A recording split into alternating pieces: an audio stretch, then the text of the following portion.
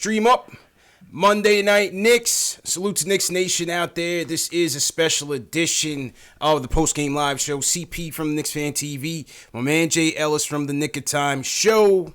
This is the number one show for the fans, by the fans. If you're a diehard Knicks fan who likes to talk about Knicks news, Knicks rumors, and post-game live analysis featuring live callers, hit that subscribe button below and the notification bell so you don't miss anything. Special guest joining us today. If you're an OG in the game, you've known him from the Knicks blog, many other publications. He's an Emmy winner, currently the host of the Knicks X's and O's podcast. Tommy D in the building. Tommy, how you feeling, man? Yeah. Jonathan, CP, man, I'm doing great, man. Great to be with y'all. And just really excited to break down some X's and O's.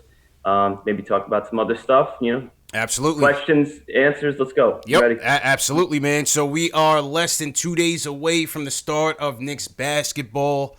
And yes, point guard Armageddon is upon us.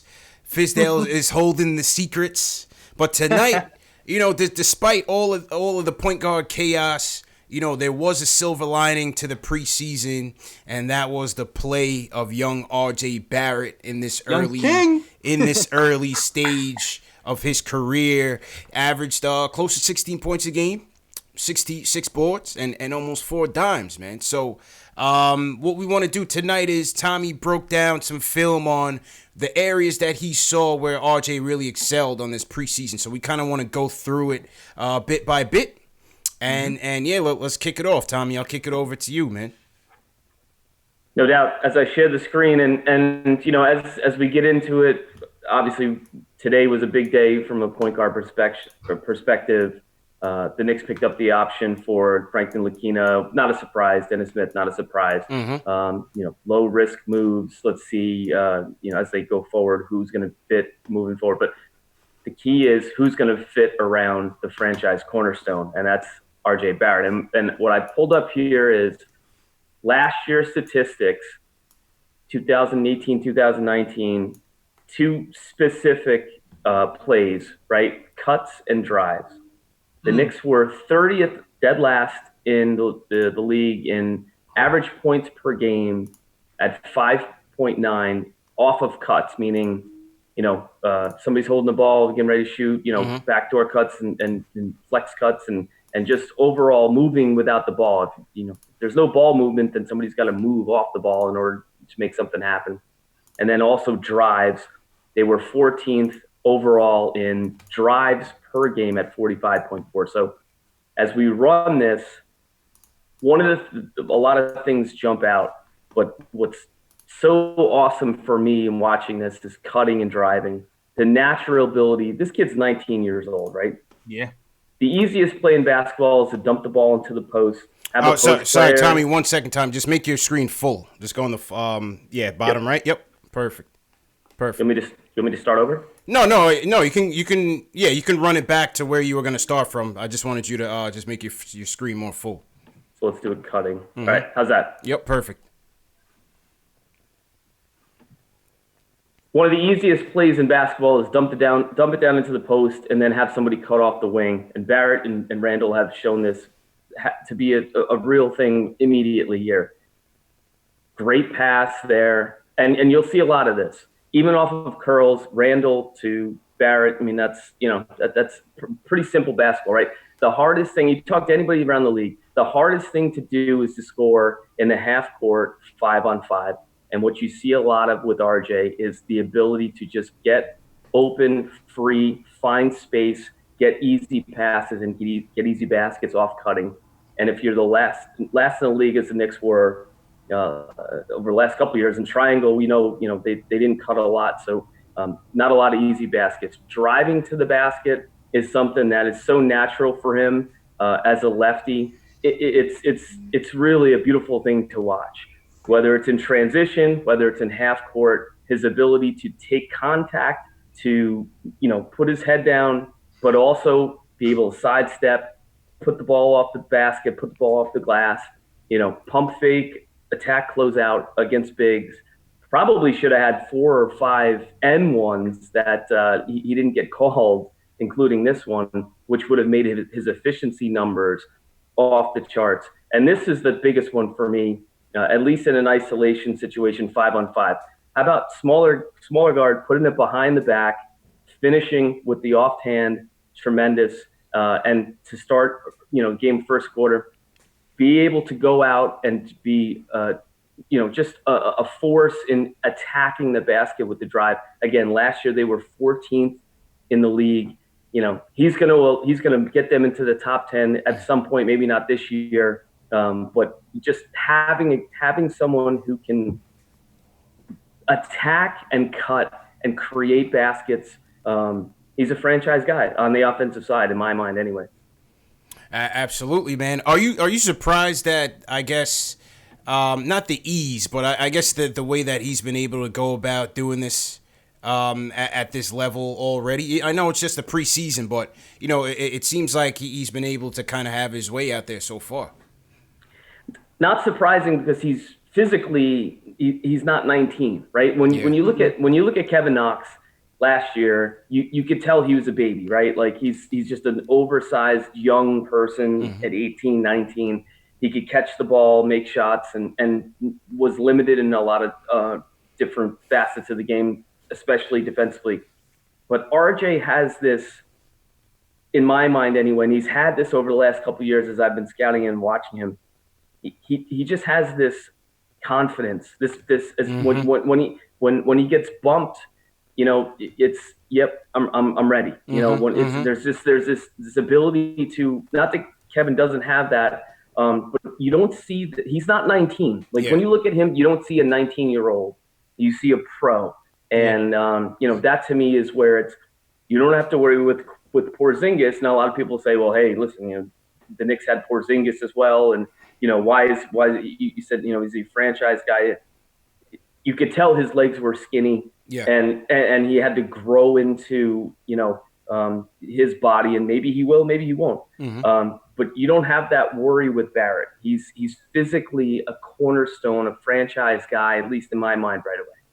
Yeah, I mean, to your point, KP obviously had a lot to get used to and adjust to in coming here and playing our game. And when we had Alan Hahn on and we were kind of going through our starters, I felt like RJ was ready. His initial opinion was they should bring him along slowly and not to put too much pressure on him, which I don't think he was wrong. But my perspective was that, having played at Duke, having played on the national stage for his country, having the pedigree of his parents, playing basketball themselves and coming up in the New York area, father of St. John's basketball player. I just felt like, Steve Nash's godfather. I just felt like so many things got him ready for this stage. And I think, like you said, he seems like he's handling it quite well so far. The number one thing for me was, when was the last time Team Canada won anything at the junior level in basketball? Oh, I'm not sure. It was never. Yeah, RJ was he led them to the 17 and under FIBA World Championship, and he was the guy. He beat Team USA. That team wasn't a all-time great Team USA team, but still a 17 and under in FIBA. That was a big deal, and that put Canada on the map. And yes, Steve Nash is obviously his godfather, and but to be able to take the European game, go to Duke, live up to a lot of the hype with Zion, right? And that whole that was a lot of stuff. I mean, you remember the first game they played at the Garden? Yeah. When it became sort of the Zion show, and RJ didn't have such a great game, and all the media in the Garden went to talk to Zion, and Zion was like, talk to RJ. This is, right? Yeah. Said, RJ, you want to play for the Knicks? Right? Yeah, I remember that. Oh, man. RJ's built. He's built for this, and what I think is most I think important to keep in mind, at least early on in his development, is he can rebound. He can pass, and then scoring is in transition and other different ways. He's going to get you 12, 13, 14, maybe 20. but his productivity is at an early age something that's going to translate in the league for sure. Go ahead, JLs. A question for you. Speaking of passing, because the Knicks have been talking about the point guard battle with Frank Ntilikina and Dennis Smith Jr. But RJ had a game where he had 6 assists. So do you believe that eventually RJ can be actually a point guard for the Knicks, or is he merely just like a scoring guard who can pass sometimes? Well, I think we're in a situation now where the versatility is a big deal, right? So can he pass? Can he get 6, 7 assists on certain nights? Of course. Some nights will he have 4 and 10 rebounds and 25 points at some point down the line. The fact that he has the ability to be interchangeable in the versatile sort of modern NBA is a big deal. If you gave him the ball in 39 minutes and over 100 possessions, can he be a triple-double threat if that was the thing? I think so. 100%. I agree with that as well. Now it's about putting pieces around him. Got to compliment him well. Yeah. Got to compliment him well. When he kicks it, and Knox can do it. When he kicks it, catch, shoot, make, Knox can do that. Who are the other guys who are going to be able to pair with him? Robinson, we talked about CP. We talked about earlier today, picking Robinson, right? He did that too. Yeah. So he's got that ability as well. So who are you going to surround him with over the course of 48 minutes who are going to give him opportunities to get you 8 assists, 9 assists, and he's going to get you 7 rebounds. And he's going to, on an off game early on, maybe get you 12, 13 points, maybe 18, 17, 19 points, whatever. He has that ability to do all those things. Yeah. And that's what I liked about him. I was out in Vegas for Summer League, and I was there for the first 3 games, and I was there for the 2 games, and everybody started overreacting over his shooting and this, that, and the third. But I looked at the rebounding statistics. He was fairly consistent every game. He was getting at least 6 boards, and I just liked the way that he was just grab it and go. He was still aggressive. He didn't let the misses, the bricks throw him off. He was still aggressive and trying to get to the line. So I just felt like, he had that confidence about him. And ultimately, I think his jumper will get there eventually. Maybe not this year, but down the road. But I still like the way that he maintains his aggressiveness. How about his ability to grab the ball and then throw it up court and drop it in right in Knox's hands? That was beautiful. No dribble dunk. Beautiful. Beautiful. And on top of that, the other thing that I'm most impressed with him is overcoming adversity, right? If he shoots, 3 for 10, 11. Not that he has, but in summer league, you could tell right away he was turnovers and whatever. But he came right back and overcoming that stuff, dealing with the adversity, overcoming that. That's how you become a special player. That's how you become a franchise player. And I believe that he has all of those qualities. And now it's about who's going to join him in this rebuild going forward. Absolutely, man. When you spoke on the mix, and we talked about how we're going to concoct that lineup earlier tonight, Ian Begley came out with an article and kind of leading us to believe that it's going to be a front court of RJ, Marcus Morris, and Randall out there. Well, RJ at the 2, Marcus Morris, Randall, and Mitch. The last preseason game against the Pelicans when they had RJ at the 3, it was kind of intriguing, having Ellington out there, still having that guy that can space the floor, somebody that can be a catch-and-shoot 3 guy. What do you make of this early lineup prediction? I think it's still going to be DSJ that wins the job. They claim it's going to be between DSJ and Peyton, but I still think it's going to be DSJ, RJ, Morris, Randall, and Mitch. What do you think about that lineup going into the season? So whenever I talk to anybody about point guards, and I feel like based on a lot of the work that I've done over the course of the last 10 years and helping scouting, for the league and all the work that I've learned over the years is when you have NBA bounce and you have NBA explosion at the guard position, you need to have the other aspects, right? Or else, you're going to be out of the league in a pretty quick fashion, right? So when I look at Dennis Smith Jr., And I saw him, the other night, the first game that he played. I guess it was Wednesday or Thursday. Mm-hmm. He had the back problems. You could tell there was rust, right? Mm-hmm. But he didn't have the first step. He didn't have the explosion. He just seemed very ordinary. And when you look at his numbers over the course of the preseason, it's 17% from the field. He's not getting any easy baskets, and that's alarming, right? Like everybody looks at that's like a power hitter, hitting 175 in spring training, which is really not a big deal. Mm-hmm. But if you don't have the ability to adjust when you don't have your athleticism and bounce, then you could be out of the league in a short period of time. Mm-hmm. I think the Knicks did a really smart thing today, and it's not a surprise to me because it's something that just made a lot of sense, but maybe not to a lot of people. They picked up the option on Ntilikina. They picked up the option on Dennis Smith. Let it play out.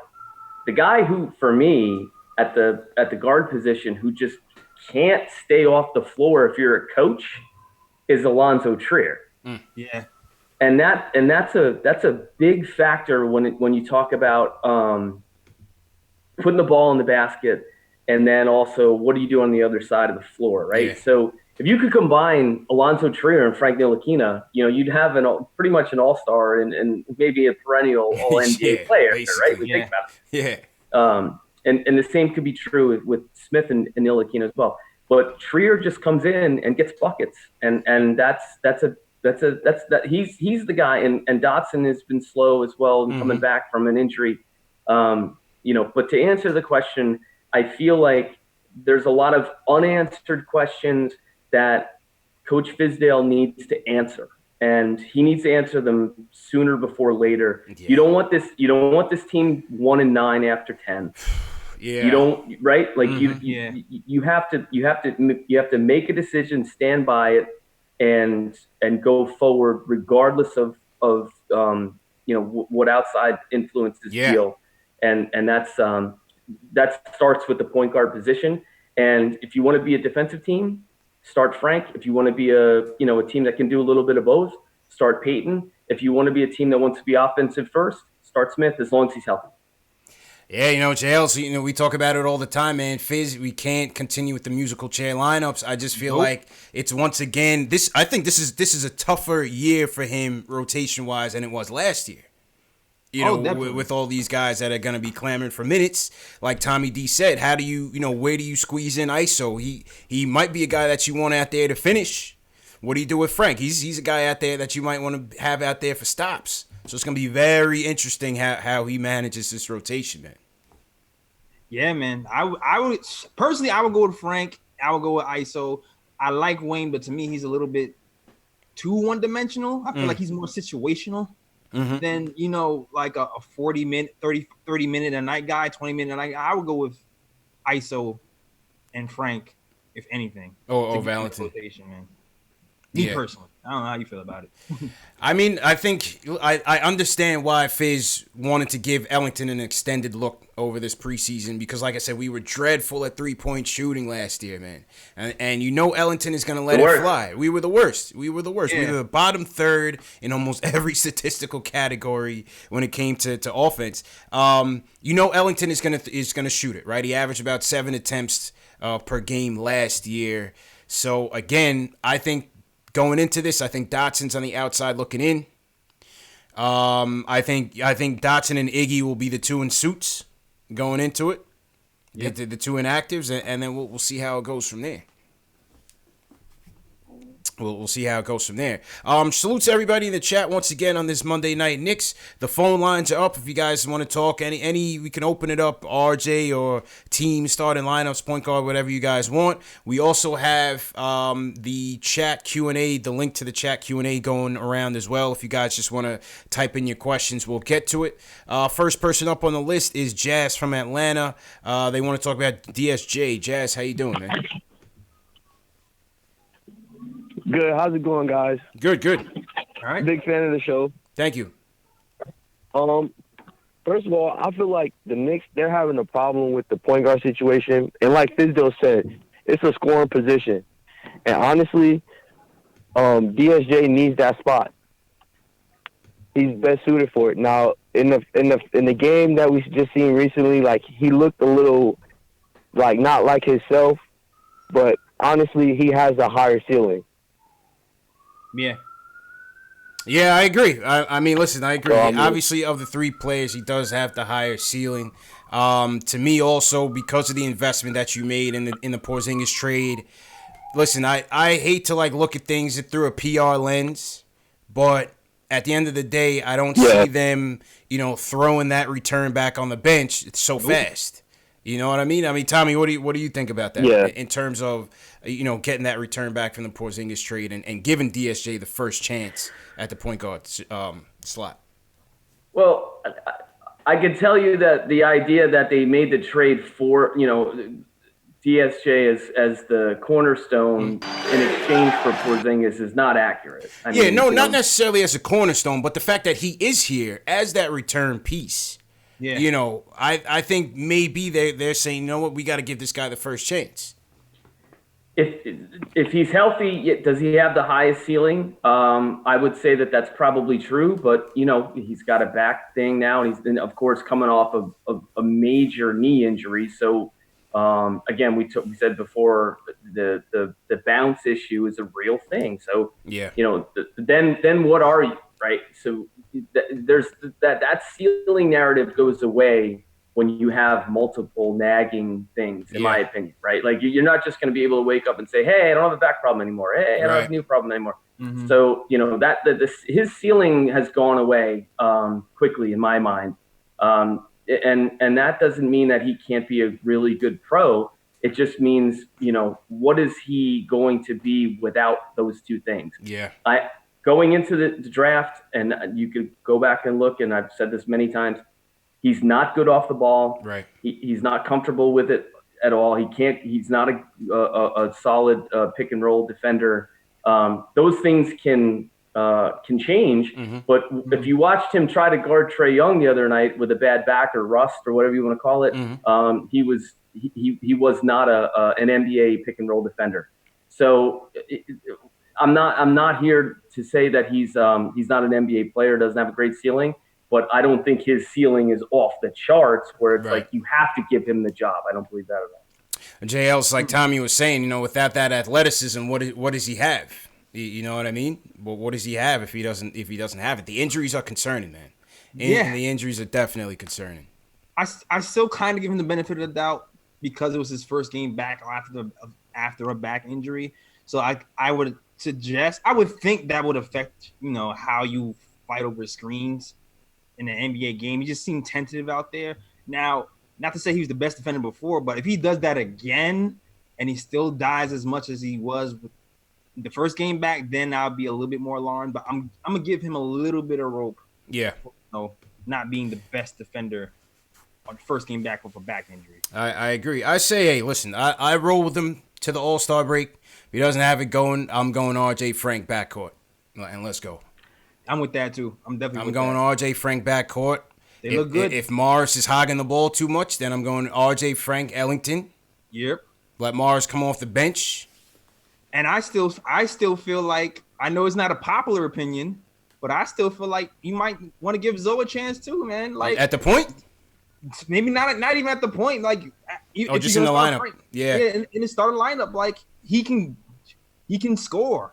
He's a scorer. And if he's showed us what he's shown at the open practice, when he's shooting quickly, not holding the ball, keeping the flow of the offense going, then give him a chance too. Like it's not like he's a bad shooter. He shot 39% from 3 last season, and he's more versatile than Wayne Ellington. So I think people are kind of putting him in the corner way too fast. Tommy, what's your take on that?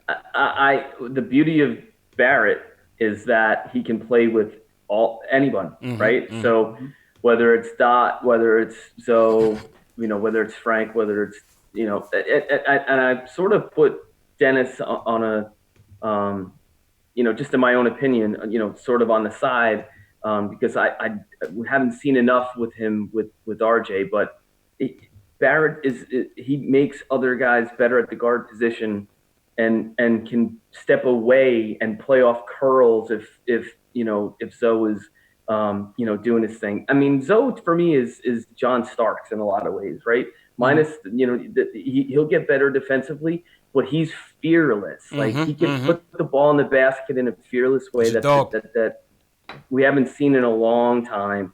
And he doesn't care. And you always want that guy to be able to come off the bench and get you Vinny Johnson, right? Microwave, just come in and get you 4, 5, 6 buckets. But the thing that I love about RJ in comparison with that is that RJ averaged 6.3 buckets in the preseason. So he's getting you buckets too. And to have that in the backcourt, if you're getting 10, 11 field goals made just from whoever you put together with RJ is dynamic. And that's something they haven't had for a long time. Absolutely, man. I like ISO as that 6-man role, like you said. Vinny Johnson, microwave it up, instant offense, that toughness, that tenacity. And, hey, if we need him to close, let him close. He's tried to do it and has done a really good job over the last year and a half, or last year and just starting this year. And it's fun to watch. He missed a free throw the other night and, he apologized for he's embraced New York and he is in a lot of ways in my mind an old school Nick, and I think obviously fans will always embrace that. It was funny because it broke on the internet maybe about an hour ago on Twitter. Fizz was quoted as saying that ISO wants to shed the name ISO Zoe and show that he doesn't want to hold the ball. And I'm like, Fizz, his screen name on every social media is literally ISO Zoe.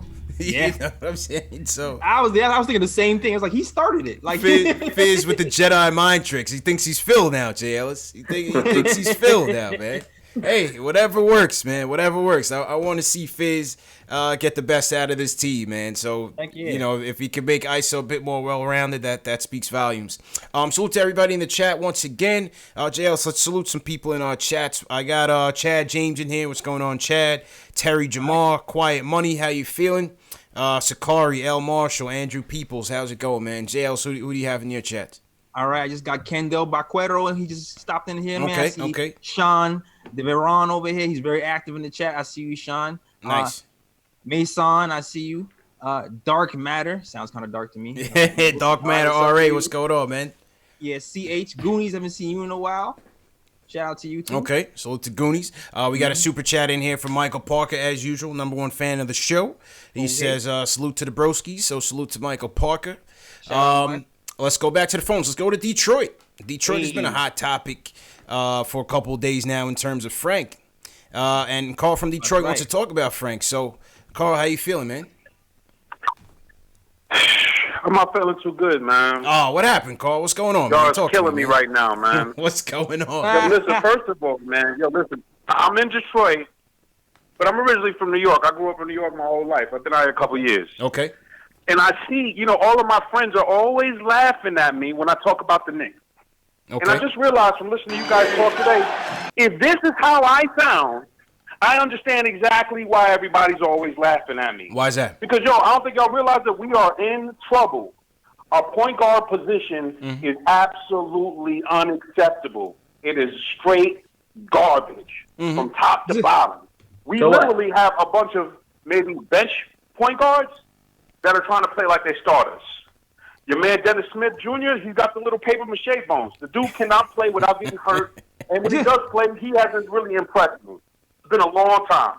Peyton, the dude can't shoot. How is you a point guard and you can't shoot at all? And then don't get me started on your boy Frankie Luster Model, a.k.a. Sit Down the Pete Niratina. I'm absolutely done with all of them. You know what I'm saying? If you want to get down to the basics, if you want to know what we really should do, I think we should have Trier and have RJ in the backcourt. We need the shooting. We need the spacing to basically set it up for all the rest of our players. Because if we ain't got no spacing, we ain't got no shooting, we're done for the night. Well, can I jump in on this one? Yeah, go ahead, Tommy. Go ahead. There's a lot of space. It's called cap space. And they got a lot of draft picks. So as it relates to who's going to be the quarterback or the PG1, there's a lot of opportunity here going forward, regardless of what happens this year. So in my mind anyway, that's a positive. That's not a death sentence in any way, shape, or form. If we're talking about just this year, there's an open spot, and what I know the front office has really tried to stress is competition and fighting for those minutes. And we'll see what happens. That's Coach Fizdale's job. That's Fizz's job. Carl, we're trying to develop players here, man. This is tryouts here, man. Yeah, man. We're just telling you to trust the process. Yeah, we're not talking about putting a playoff contender out there. We're just trying to see who's in, who's out, who fits for the future, and who's gonna be gone. Like this is still a work in progress, Carl. And I feel you on that, but how many tryouts are we gonna have with Frank? The dude's been trying out for 3 years straight. Oh, man. Carl, listen. I hear the frustration from the Frank naysayers. I definitely hear it. You know what I mean? But yes, it's been year 3. He hasn't been healthy for the first 2. Nope. Let's see what happens. Yeah, let's see what happens. Go ahead, my man missed the whole last part of the season because he sprained his eyelashes. This dude is soft, man. And listen, I like his little defense. It's cute. All that stuff is all right. But let me tell you something, my man. Who's he talking about? Frank. Frank is a suitable back off the bench type of player. All right, Carl. Appreciate the call, man. I mean, listen, I hear the frustration. He didn't sprain any eyelashes. Eyelashes look fine from here. Listen, I hear it from the Frank naysayers. They heard me defending him yesterday. Listen, at the end of the day, what we are looking for from this guy is to be a role player. Be a glue guy, role player. His defense is already there. The hope is that his offense can catch up. Yep. And consistently catch up. Exactly. You just hope that, he becomes a nice little pick and roll point guard who can hit the open 3 and play some defense. And that's what you're really hoping for his, floor. And I think he can get there. I definitely think he can get there. And then anything over that, you're like, all right, well, anything over that is gravy. It's gravy right now. Go ahead, Tommy. He's the guy, if you were a really good, solid offensive player in a European style, or even, not even so much European style, he doesn't need the ball to score. Right. And but he can't, and that's, I think, what Coach Fizdale has said. He'll play if he can score, if he's a threat. If he's a threat. And that's that. If he's not that, then it's going to be, there's going to be issues with him maybe getting minutes, complete minutes, which means like 25 to 30 minutes per game. So instead of being, sort of a offense defense type of deal. But if you're an offensive player, like if you're RJ Barrett and you got Knox and you have Morris and a couple other guys, you want him because he's going to get you the ball in the right spot, on time, on target, and you're going to be able to score. But in close games, then he maybe not be there at the end of the game. Which at $6 million a year on a rookie contract is not the end of the world. Nope. That's what I say. I mean, how can you watch this kid pestering Trae Young the way he did in crunch time in the fourth quarter and not pestering? By pestering, you mean clamps, right? Yeah, put the clamps on him. Clamps, put the clamps on him. Shut him down. How could you watch that and not want to see more of it on this team? Like, we've gotten so used to this team being so terrible at defense that on the perimeter, of course. And finally, a good perimeter defender comes here, and we don't want to see his development through. I just don't understand it. Don't understand it. Listen, I understand. Go ahead, Tommy. Go ahead. Well, I think, if I may, the media may not wanted you to have to understand it. Mm-hmm. The front office always understood it. So the fact that they picked up the option today was not a no-brainer to me. Yeah, for sure. So. The understanding part, I think, was the fans waiting for the front office to do something, and they did it today, and it was not even a thing that they ever thought about not doing. Yeah, absolutely. In my opinion. Absolutely. Okay. Carl, hold it down in Detroit out there, man. It's gonna be all right, man. Don't worry about it, Carl. It's a process, man. It's a process, man. It's a process. Gotta let it develop. That's it. Salute to everybody in the chats. Once again, hit that thumbs up button for your boys. We have special guest Tommy D in the building. Shout out your city. Put your cities in the chat. Let us know where you're checking in from. I see Remy is checking in all the way from Paris, France. So it's getting late over there. Remy's checking in. I'm sure he's took umbrage to the Frank comments. But salute to Remy. We got a super chat in here from L. Marshall. He says he wants Zoe off the bench, balance RJ's minutes with Zoe, and he thinks they could be a 1-2 punch. Michael Parker once again says, I hate to say it, but the Knicks are going to get spanked when Dallas comes to town. KP will get the last laugh. I hope I'm wrong. Whoa.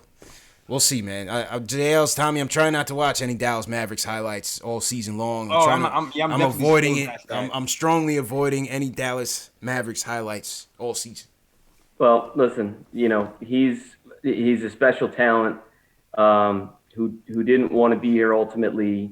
Had obviously some issues, that became public, and also is everybody's worried about his legs, and rightfully so. The biggest thing that really concerned me with Porzingis when it happened was he made a great play against Giannis, and when he landed, he blew his knee out. And when you go forward and you try to win championships and you want to play in big playoff games, you have to exert yourself physically. And to me, that was a red flag that when he exerted himself physically, he landed wrong and that was out for literally a year and a half. Yeah. So he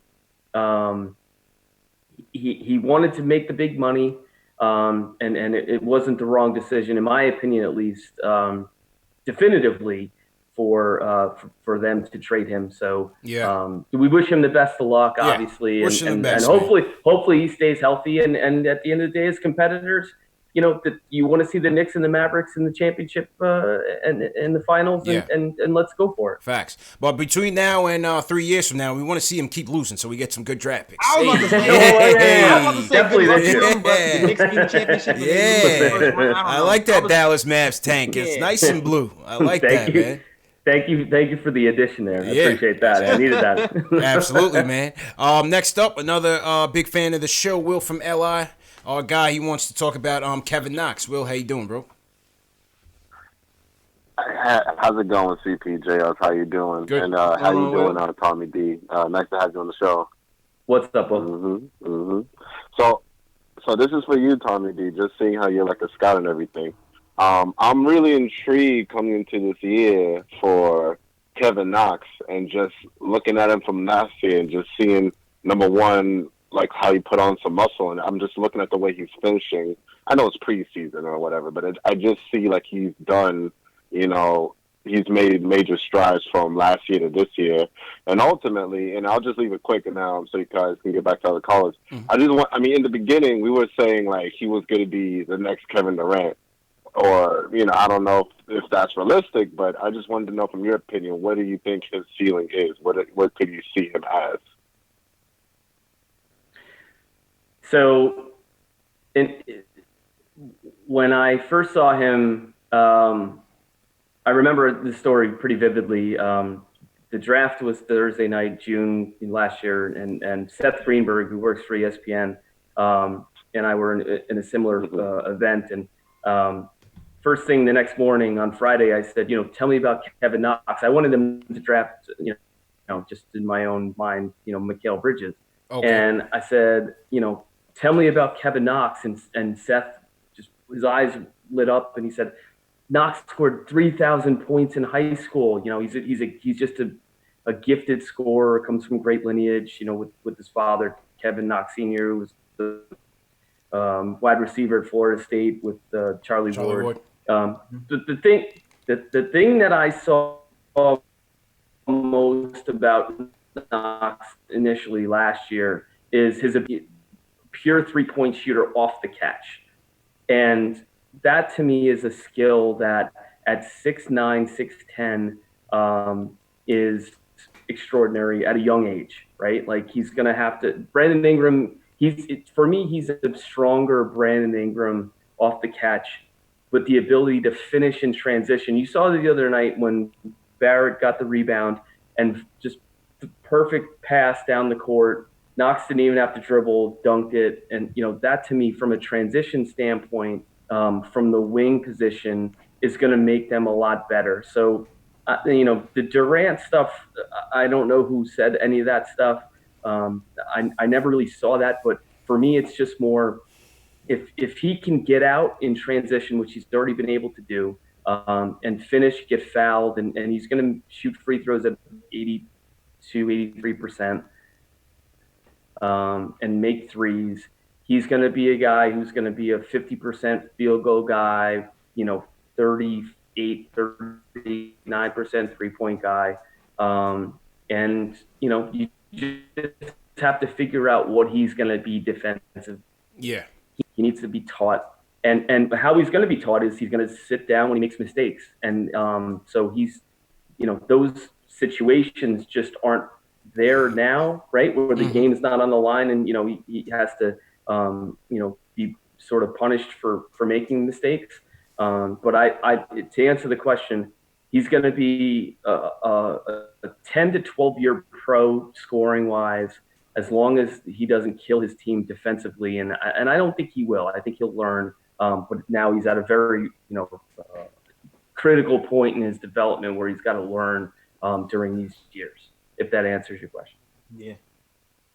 Go ahead, Jails.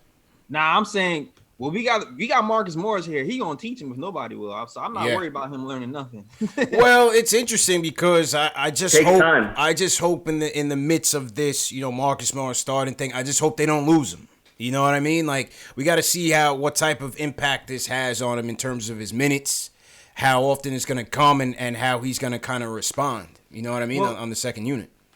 He's the one guy I'm not worried about not getting minutes though. Like even with Marcus Morris here in preseason, he still kind of got his. He's still going to give you, I feel, 20 minutes a game regardless. And second year guy coming into the league, I don't think 20 minutes a game is bad, especially considering he played like 40 minutes last season. Yeah, he did. Mistakes or not, like earn your minutes this season. Take your lumps. That's fair. Like Tommy D said. So I'm not worried about Knox, to be honest with you. Yeah, fair enough. Let's go back to the phones. Once again, salute to everybody in the chat.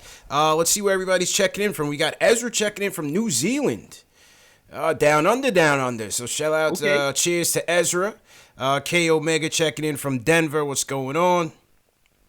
Let's see where else we got here. My chat went so fast I kind of lost it. CJ Rayford, Brooklyn in the building. This is your territory. Worcester, Massachusetts, Los Knicks. How's it going? All right. Gary Singh also checking in from Detroit. We got Gabriel Kadri-Spiegel checking in from Paris, France as well. That's what's up. Yeah, man. Sakari checking in from Toronto, 416. Jaime Hernandez, Tucson, Arizona. Salute to Jaime. And, yeah, man, salute to everybody in the chat once again. Let's go back to the phones. Let's go to Brett from New York. Brett, how you feeling, man? What's going on, CP? Good, man. What's going on, bro? Jay Ellis, what's happening, man? Good. Yeah, what's up, Brett? It's me from Brett from the meet and greet. You already know, man. Oh yeah, what's up, bro? Love the show. Chilling, bro. You already know, man. I had a little, thing to say about Frank Ntilikina. If he works on his jump shot and get his jump shot together, I think that he will be an asset to the team, right? Yeah. You know what I'm saying? With him starting at the point guard. And I think he needs to work on the jump shot and get the jump shot together so he can actually be an asset to the team. With his defense, I think we could do something with that because DSJ is still trying to work out his injury on his back. And I think that Frank could come in there. If he could just shoot that little 12-foot jump shot and pass the ball, I think that he would be will be an asset to the team, because the defense is already there. Yeah. So what you guys think about it? That's a question for all three of y'all. You know what I mean? That jump shot has to be there. It's a 12-foot jump shot. Come on, you a pro. Yeah. You can't make that 12-foot jump shot, baby. I agree, man. His jumper is definitely what's holding him back. But Tommy, question for you and JLs as well. It seems like it's still a two-man race between Peyton and DSJ. None of them can shoot very well. I think the stat was that they went a combined 14 for 58 in the preseason combined. If you're looking at Peyton, aside from the fact that they signed him, he's a Perry guy, and he, you know, they gave him $10 million a year. Do you think the difference between Peyton being in the running and not Frank is the fact that Fizz likes the more downhill attack point guards, and Frank just really hasn't shown that ability on a consistent level? What do you think about that, Tom? No, I think what Peyton has proved in Phoenix last year is that he has the ability to rebound the basketball at the guard position. Frank doesn't have that ability as much as Peyton does it. And if you're not going to be a great offensive team, then you have to be able to rebound the basketball, especially at the guard position. And with Barrett, you're going to have if I'm a coach, I would be more so, if I were Coach Fizdale, I would be more inclined to start Peyton with Barrett to ensure that you're getting, into the other team defensively, and then closing out that possession, and then pushing the ball if you could. Obviously, Peyton does not have the explosiveness that a healthy Dennis Smith Jr. has. Even not as much as Moutier had. Obviously, Moutier's not here. But we know Fizz likes to have a guard to push the ball up the floor, which, probably is not on the roster at this point. But as long as you're securing the basketball and playing defensively well every possession, then, you can limit turnovers, limit bad opportunities on the offensive end. And then you just become a not so much dynamic team as much as a conservative team. And I think that's what we've seen thus far in the preseason, which is why you've heard the opportunity potentially for Elfrid Payton to start. So that's on Coach Fizdale. That's his call. That's his call. And I think we've seen that thus far this preseason. It's a fair point. Yeah, it's a fair point. And the thing with Peyton, though, is he's been on and off on the defensive end. Like, he's had some stints where he's done some nice things, but he's also fallen asleep as well. So as much as he rebounds and he kind of pushes the ball, he still kind of comes short when it comes to the defense compared to Frank. So, I mean, it's kind of like we said earlier, it depends on what you're looking for right now. Yeah. And that's why Fizz gets paid the big bucks, man. Time will tell, man. Tough. It's tough as well. Tough indeed, man. Let's go to Jeff in New Jersey. He wants to talk about, ask Tommy about RJ's development. Jeff, how you doing, man? How you doing, sir? Jay Ellis, it's Jeff S. Yo, what up, Jeff? Yo, What's Jeff, going on, man? I'm good, man. Yo, yeah, man. Jeff's been on the KOT show. He's nice. Also writes for us a few times too, yo. Okay, salute to Jeff. Very. First of all, I gotta say, happy Knicksgiving. I'm very hyped for this season. Happy Knicksgiving, man. That's new. And I've been watching the show. Very, very nice. I'm loving what you guys are doing. Keep it up. Mm-hmm. Thanks, man. I had a question. For Tommy D. Because Tommy, I know I've seen you on Twitter, and I know all your credentials. You're absolutely great at what you do. Thanks, Jeff. Do you think the Knicks possibly stole the best player in the draft when it comes to RJ? Since Zion's rise to stardom kind of took over. Because what I see is RJ did exactly what everyone thought he would do at Duke. He absolutely dominated the college game, did exactly what every scout thought he was going to do when he came in. But because of Zion's freak athleticism and being a nightly highlight reel, RJ was kind of overshadowed from the moment that team started playing in Duke last year. And from what we've seen so far in the preseason, he looks like to be the complete player that everybody thought he's been, and he's carried his talent over the pros. So I just wanted to see what you thought of, and I wouldn't say three is a steal, but maybe we got away with one, especially now that Zion's out number for one. the next few months. Yeah. Go ahead, Tommy. Jeff, such a great question, such a great point, and for me, as that whole process started to evolve, obviously the ESPNs of the world were, the Knicks didn't get the number one lottery pick, and I would have been obviously the Pelicans had to take Zion number one, right? Like that, so you're locked into that pick. John Morant for me was probably the best passer that I've seen since Rajon Rondo, with athletic ability and the ability to shoot from three, which is a combination that has not been something that I've seen in a long time. But as far as productivity and strength and just being NBA ready from jump, Barrett, I can't believe Barrett fell to three. And to I think answer the question and agree with the sentiment. Yeah,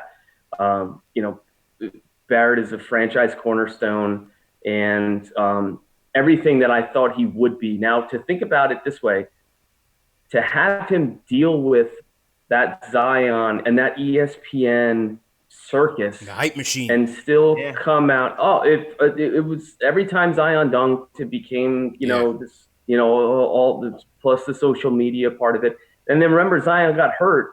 And then the thing that really supplanted it for me was when Zion got hurt during the Florida State game in Tallahassee.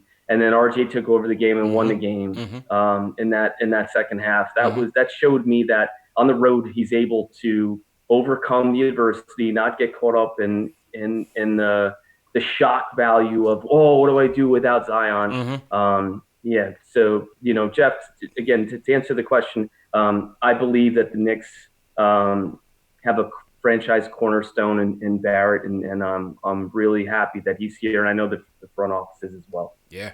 Well, the Zion injury is certainly concerning. Obviously, you never want to see, the number one pick go out like that. That's pretty terrible, because it's kind of what the negatives of what his pro career could be, coming out so early with a knee injury like that. I mean, obviously it's something that he should be able to recover from, but to have that early and have his game kind of predicated on that power and on those knees and all that force, that's tough, man. Very tough. At 285, man. Yeah, like 285, man.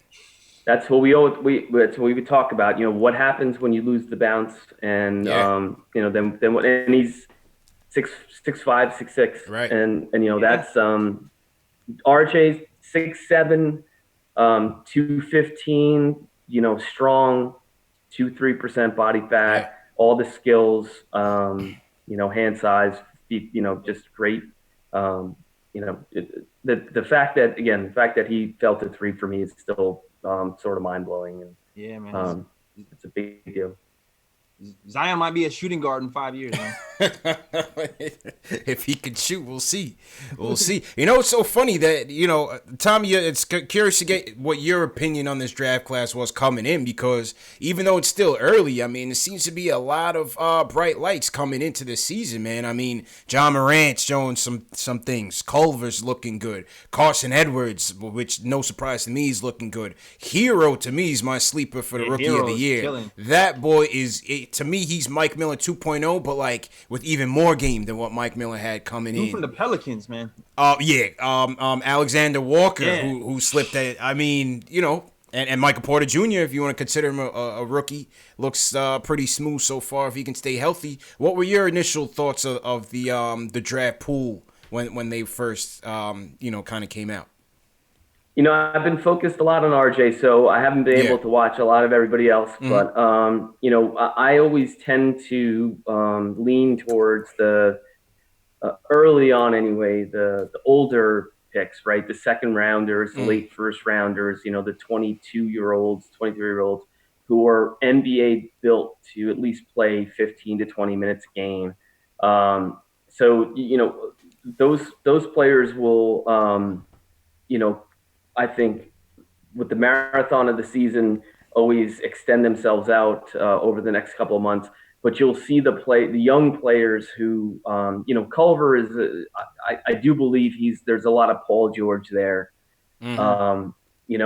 I think Hero is a player that is all of a sudden now, lit a fire under Dion Waiters, and that's the whole thing now. They can't go down there in Miami. Yeah, man. But he's, you don't just end up at Kentucky, right, and putting up numbers, right? Like he's, he was this obviously superior shooter, probably the best shooter they had since Booker, right? If you want to throw in,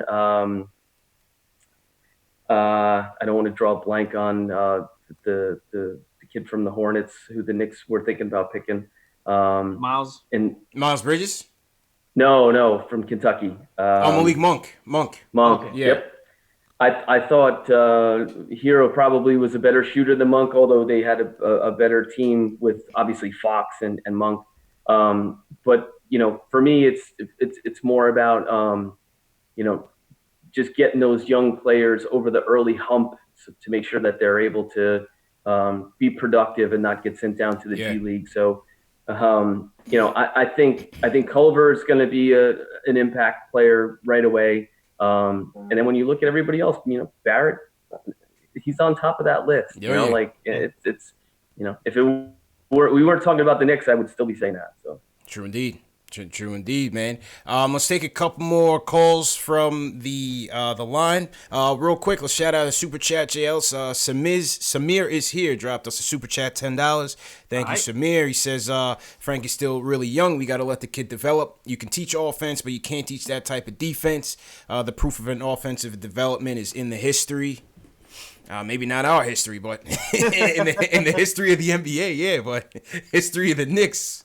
We had development coaches here. So you got Mike Miller now, and come on. Yeah, well, we'll see if he's the secret sauce. Smart, We'll see, man. Something. All right, back to the phones. Let's go to Virginia Beach. Sean joins us. He wants to talk about DSJ. Sean, how you doing, man? Hey, I'm doing good. All right, what do you want to talk about? Yeah, I just wanted to talk about Dennis Smith and see what y'all think about his trade value. Oof, I mean, to me, it's pretty little right now. I mean, he's on his second team in 3 years, coming off injuries and inconsistent play. I don't really see, it didn't seem like the market was that great for him even when he was on Dallas. So I think he's got to show and prove before you could even consider getting something worthwhile for him. I mean, Tommy JLs, what do you guys think? I couldn't say it any better than that. Yeah. I agree. He got to show us something this season. Got to show and prove. Got to show and prove. And appreciate the call, Sean. I'm just gonna run through these because I want to get some more people in. Chris from Brooklyn's up next. Wants to talk about Frank. Chris, how you doing, bro? Hey, bro, I'm doing good, man. I appreciate everything y'all doing. Thank you, man. I'm glad to be on the show. You know what I mean? Mm-hmm. I just think people need to have some patience with my guy. You know what I mean? If you look throughout history, and before the point guard position was so deep in the league, it took a little bit of time.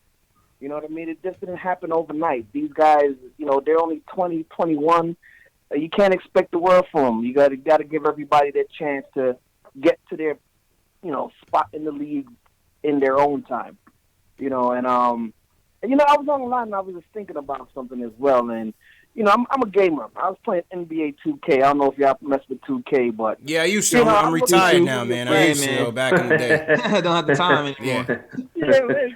I'm an NBA Live guy, man. I retired NBA Live. So, but I was nasty. But I was nasty. I'm not gonna lie. Still big to you. I still get buckets. 2006, and that's when. So we might be able to pull out some buckets, but they was kind of disrespectful to my guy Julius Randle. Like they got his potential out they capped it at 83. And, I'm thinking from a Knicks fan, man, that guy only, that's not bad. He's not going to get any better. So I'm thinking, bad. For you guys, where do we see his potential, because I'm thinking he's a potential all-star. Let's see how far we can get him to go. But 83, that's kind of low. Just want to get your opinion. 80. Go ahead, Tommy. 83 as a lefty is like 93. Yeah. Right? Yeah, I mean, 83 for 2K. He's a lefty at 83. I mean, for Randall, all right, I would maybe bump him up He's to lefty. 85. You know, Wasn't he 85 All last right, year? 88. No, but he's lefty. So you Yeah. get lefty buckets. Right, right. You have someone against lefties? That's like cheating. Yeah, I mean, listen, Randall, I didn't mind the pickup. I didn't mind the pickup in terms of length of the contract either. He's only 24 years old, man. The numbers have improved steadily. We saw his three-point numbers improve mightily from last year. I think the key for Randall, if he's going to make the All-Star team, we're going to have to win some games. I don't think he'll make it with us being at the bottom of the bin. But I think if we surprise some people and we're still, hovering 500 a little above, I think the numbers that if he continues the pace that he's on, I think he can make it as a reserve. I think he can make it. What do you guys think? I think you're right. You need W's. You need W's, Yeah, man. And I think he'll get better too. I mean, he's gotten better every single year since he's been in the league. Yeah. So it makes me think, why not get better this season too? He finished the preseason strong. Mm-hmm. Sure, I would like the turnovers to kind of come down a little bit. Yeah. But who knows? Maybe the 3-point percentage will rise from 35 to 38. Maybe the assists will rise. This is going to be his first year being the main guy. That is my most intriguing factor with him is like, how do they handle that with him? Yeah, and he's kind of had training wheels last season when he was with the Pelicans, so I feel like there's a chance that he can get better. We'll see. We'll see if he can put it all together. And listen, as we said before, if he's going to be post guy and RJ's cutting from the weak side, then he's going to get a lot of assists and RJ's going to get a lot of easy baskets. Yeah, so man. Yeah, that's not a bad thing. I He's like a shooter. Yeah, I like his ability as a passer, though. I think he's very creative. He almost had 4 dimes last year. I thought for a big man, that's pretty good. Again, it's just a matter of less dribbling in traffic, less tunnel vision, and kind of just letting the game come to you. Sometimes in the preseason, at least, he kind of looked like he was kind of forcing the issue a little bit. And, teams can read him. They strip him in the paint a lot. And so just cutting down, as you said, JL's cutting down on the turnovers. I think he can be solid for us. Yeah, man. All right. Let's go to one more call. Chris from Brooklyn, appreciate it. Let's go to my guy Max from the Bronx. Now, Tommy, Max is the last year, we established people as president of certain player fan clubs. There would be certain people would call in and just cake for like one player. You had the Moutier stands, you had the Frank stands. There was a person for almost every player on the team last year. Max is a Frank Ntilikina, president of the Frank Ntilikina fan club. Yep. So Max, you're the closer for us tonight. So you got to make it good, man. Bring it home, Max. All right. Tommy, because I missed like the first half of the show. Because I'm a big Tommy guy. I've been following Tommy since the Knicks blog, man, long time. I forgot. I wish you would bring it back, the website, like you take over the website again, because that was my go-to website for a long time. Thank you, Max. Cheers, brother. Appreciate it. What do you think the player comparison? I don't know if you said this earlier, but what is the player comparison for RJ? Because I feel like I was telling the fellas, CP and Jailers, I feel like he's really complete. Like, it's weird for a 19-year-old to be like very complete, like he's very professional. Like, what do you think his player comparison is? Like, because I don't see Penny Hardaway, honestly. I don't see Penny either. More athletic. I don't see Penny just yet. I mean, Penny was like, I don't know, that was my guy. So, like, it's hard for me to really, like, compare the two just yet. Well, what do you think, Tommy? Yeah, no, I've been, on the podcast, I've been talking about this to myself a lot just to try to, talk it out. And what I've seen, because I can't figure it out either. Mm-hmm. And then I get, texts from people who are saying, "Oh, Bill Simmons is talking about Jalen Rose," and he's so far from Jalen Rose. Yeah. Like, it's not even. And I hope we'll get this in front of Bill, like how dumb that is. Like, it's just so awful. It's such a terrible comparison. But shout out to Jalen for saying that if KD didn't get hurt, he'd be with the Knicks, because he's definitely not wrong on that. And I can tell you that as a fact. But to Max's point, and Max, thank you for being a follower of TKB, and the only thing I could say to that is it was a fun time, and I'm happy that they still are moving forward. I don't know what they're doing, but I hope it's going well for them. But from an RJ perspective, 6'7", handle, can play the point guard position, can score, can rebound, can pass, can play the passing lanes.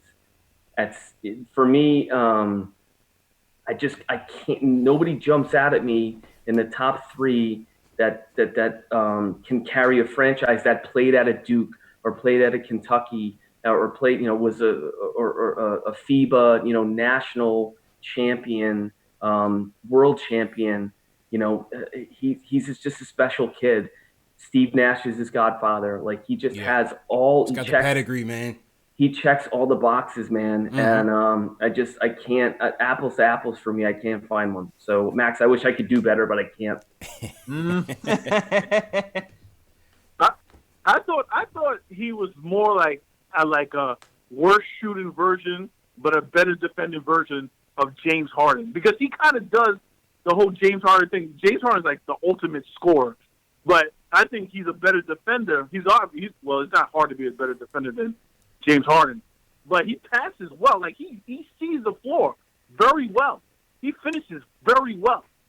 So and he's only like 19. Harden's feet at 6'4", 6'5". Harden has ballerina feet, man. Like his feet are his feet are Steve Nash feet. RJ doesn't have those feet yet. Yeah. If he can get those feet, then he'll be a Harden type. But he's, Harden's what, 205, 195, even maybe 185. So like, if he can get those the balls on the feet, tippy toes, to just make you go laterally and just make you fall over. RJ's not there yet, but he can post you up, which Harden can't do, and that's another thing. Yeah, it was funny when you spoke about it, his footwork. I was talking to John Starks over the summer.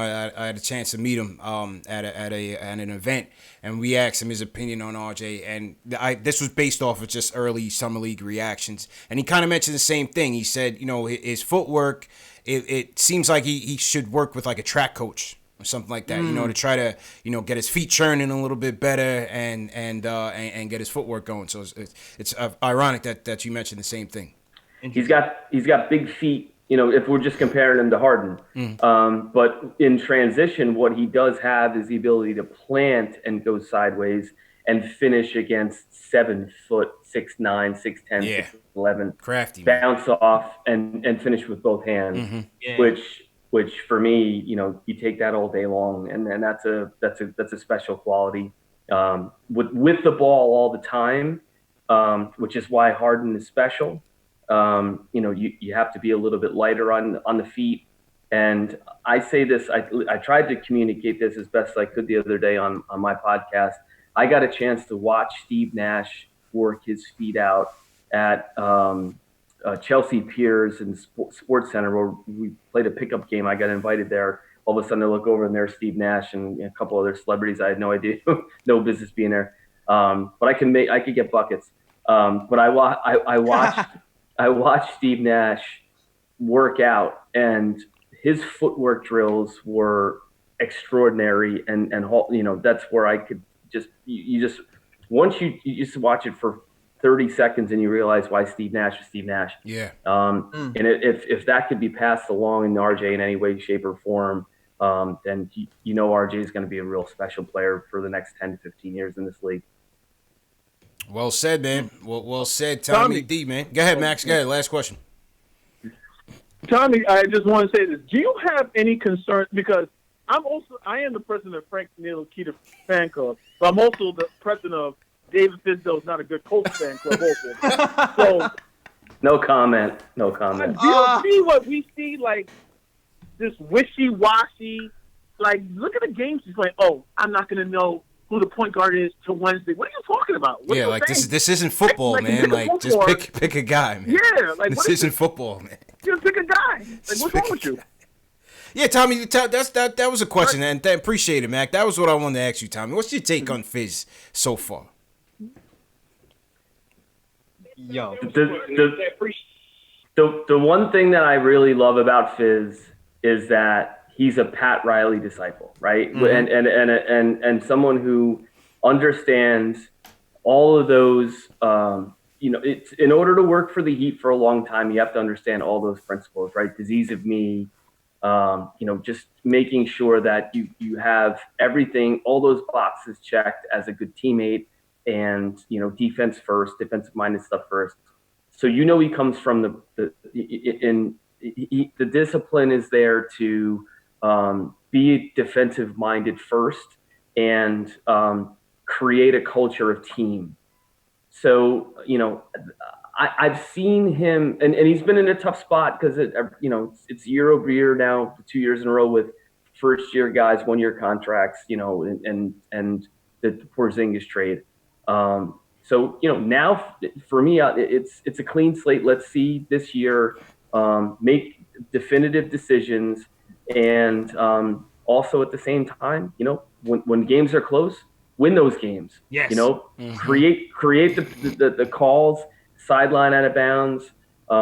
Making the right calls and adjustments at the right time to win instead of losing by 1 or 2 at home. Win those games by 1 or 2 at home. And I think everybody's keeping score on that, including the front office, and he's going to have to live up to that. And I think, and more importantly, I think he knows that. Yeah. Well said, man. All right, Max, take care, bro. He hung up anyway. Well said. I think like I said earlier, I think Fizz is in a tough spot once again this year. I want to see us keep some continuity and grow with a coach. Even though it doesn't look good right now, I don't like the constant coaching turnover. I don't like the constant rumblings. Build around RJ. Give RJ the ball. Yeah, that's it. And this is what I've said this a lot. We talk about the point guard stuff. It's not necessarily a Fizz question. This is who does RJ want to play with? Right? And it's still early now. There's only been 4 preseason games. But you'll see who the decisions, I believe, just sort of based off of, the vibe that they get off of who's playing with RJ. That's going to be a big thing moving forward because the guy, what did he do in 4 games in the preseason? 16, 8, 4, 46% from the field, made 7 baskets a game, he's establishing himself as the alpha, and that's a great thing. They got to do right by him, man. The last situation with KP should be more than enough incentive to make sure that they invest fully with this kid and the kids that come along in the future. I continue to say that with RJ's parents and his support system being heavily involved in his success, we have to make sure that we get it right with this kid. We got to protect these kids at all costs, make sure that they're being nurtured properly, and that's why I want to keep a solid foundation, a solid structure in place to keep this kid happy. Like I said, look at the Porzingis thing. This day and age, these guys, loyalty is as good as yesterday. You know what I mean? These guys can walk out the door at a moment's notice if they're not happy and things look pretty troubling. Go ahead, James. Hey, listen, and this is no secret, based off of the result. There's a reason why, he's in Dallas, right? So, for whatever reasons those are, probably beyond what I understand, but what I know is he's not here. Yeah. So, I think we could all figure out why. And, RJ's different. So that's, I think initially is a good sign that from a organizational standpoint, now there's a pillar to build around and go forward. Yes, sir. JL, so you were saying? Oh, no, I'm saying I'm not really worried about that anymore, man. Like, Phil Jackson is gone. Ding dong, the witch is dead. Scott Perry is here right now. I read something this morning that's talking about how Marcus Morris kind of appreciates the front office and how much they talk to each other and how much they talk to everyone in general. And Scott Perry kind of established that culture first when he first got here. When he first got here, he was saying, "I'm talking to everybody from the janitor all the way to the top." So I'm not worried about keeping RJ happy right now. I feel like the front office pretty much has that covered as long as we're winning. Yeah. Only thing I'm worried about right now is right? Winning. Yeah. I feel like the culture part is kind of taken care of as far as the kumbaya feeling. Yeah. But if we win, then that seals the deal.